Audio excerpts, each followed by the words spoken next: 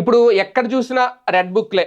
వైసీపీకి సంబంధించిన ప్రతి నేత, ప్రతి కార్యకర్త కూడా ఒక రెడ్ బుక్ రెడీ చేసుకోండి అంటూ జగన్మోహన్ రెడ్డి చెప్పేశారు. అంటే కార్యకర్తలను ఇబ్బంది పెడుతున్నారు, వైసీపీ నాయకులను ఇబ్బంది పెడుతున్నారు, ఎమ్మెల్యేలను ఇబ్బంది పెడుతున్నారు, మాజీ ఎమ్మెల్యేలని, మాజీ మంత్రులను ఎక్కడ పెడితే అక్కడ ఇబ్బంది పెడుతున్న నేపథ్యంలో కంప్లీట్గా నారా లోకేష్ ఏదైతే చెప్పారో, మేము వస్తే రెడ్ బుక్ని అమలు చేస్తాం, రెడ్ బుక్లో మొత్తం అందరినీ అంటే అధికారులకు సంబంధించి అని ఎలా అన్నారో అలాగే అనుకున్నట్టుగానే వచ్చిన తర్వాత చాలామంది నాయకులు టార్గెట్ అయ్యారు, అధికారులు టార్గెట్ అయ్యారు, సోషల్ మీడియా కార్యకర్తలు టార్గెట్ అయ్యారు, వాళ్ళందరి మీద కేసులు పెట్టి ఇవన్నీ చూస్తున్నాం.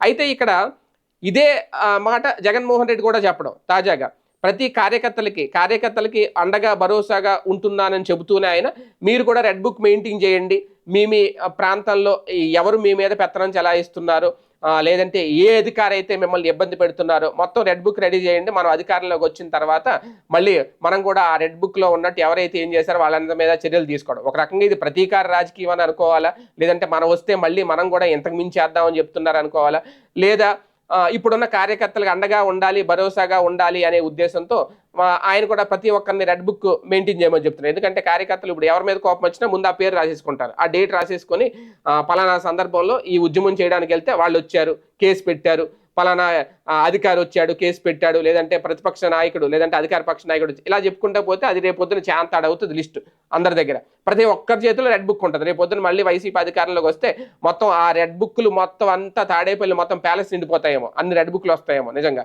కాకపోతే ప్రతీకార రాజకీయాలు, ప్రతీకార చర్యలు అనేది ఉంటాయి. కాకపోతే ఇంక ఇదే ప్రతీకార రాజకీయం చేయడం కోసమే నాకు అధికారం కావాలి, ప్రతీకార రాజకీయం కోసమే మళ్ళీ నాకు పాలన నా చేతికి కట్టబెట్టండి అంటే ప్రజలు యాక్సెప్ట్ చేస్తారా?